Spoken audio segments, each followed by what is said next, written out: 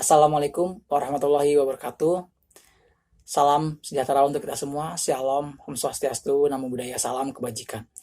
Yang saya hormati, Bapak Randi SOS MSOS selaku dosen pengampu mata kuliah perencanaan sosial. Izinkanlah di sini saya memperkenalkan diri terlebih dahulu. Perkenalkan, nama saya Yudha Herdianto dari jurusan Sosiologi kelas ganjil tahun 2018. Nah, dalam hal ini saya akan menjelaskan terkait sejarah perkembangan perencanaan sosial di Indonesia secara singkat seperti itu, di mana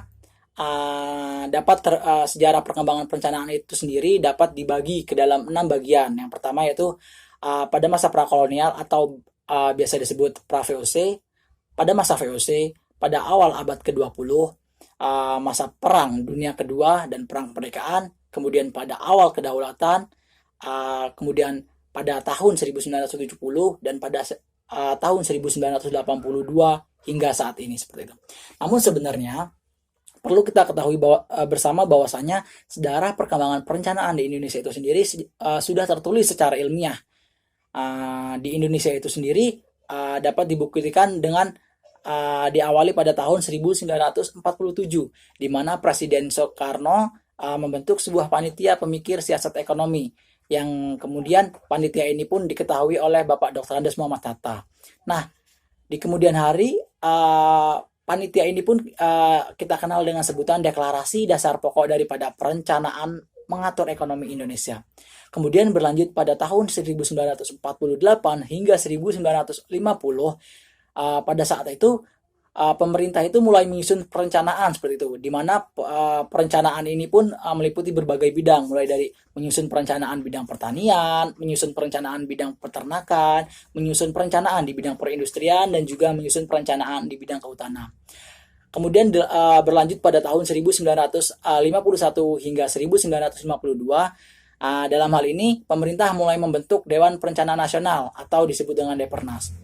Nah, sebenarnya perlu kita ketahui bersama bahwasanya Depernas inilah yang kemudian menjadi awal dan cikal bakal terbentuknya suatu badan yang kita kenal hingga saat ini, yang kita sebut sebagai Badan Perencanaan Pembangunan Nasional atau Bappenas.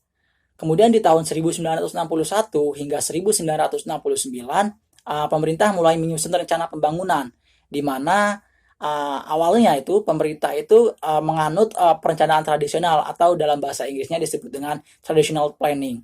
Nah, traditional planning ini lebih menekankan pada menyediakan anggaran terlebih dahulu seperti itu. Jadi ketika ingin membuat perencanaan, mereka harus menyiapkan anggarannya terlebih dahulu. Jika sudah cukup, baru proses perencanaan itu bisa dibuat seperti itu.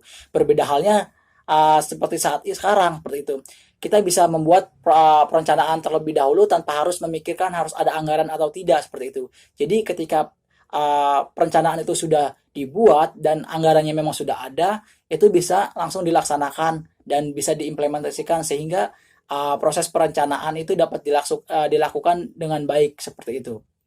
Nah, dapat saya simpulkan bahwasanya sebenarnya pada perencanaan tradisional pada masa lalu itu Indonesia itu hanya menekankan pada perencanaan tradisional. Nah, rencana tradisional ini itu menekankan pada dana seperti itu. Artinya bahwa yang tadi yang saya sebutkan bahwasanya mereka tidak akan bekerja jika dana atau anggaran itu belum ada dan belum terkumpul semuanya. Jadi ketika sudah terkumpul anggarannya, baru mereka akan bekerja seperti itu. Berbeda halnya dengan saat ini, kita langsung bisa membuat perencanaan tanpa harus memikirkan anggarannya terlebih dahulu seperti itu. Baiklah, itulah sedikit sejarah dari perkembangan perencanaan sosial yang ada di Indonesia. Semoga bermanfaat. Lebih dan kurangnya saya mohon maaf, dan kepada Allah saya mohon ampun. Saya akhiri, wabillahi taufiq wal hidayah. Wassalamualaikum warahmatullahi wabarakatuh.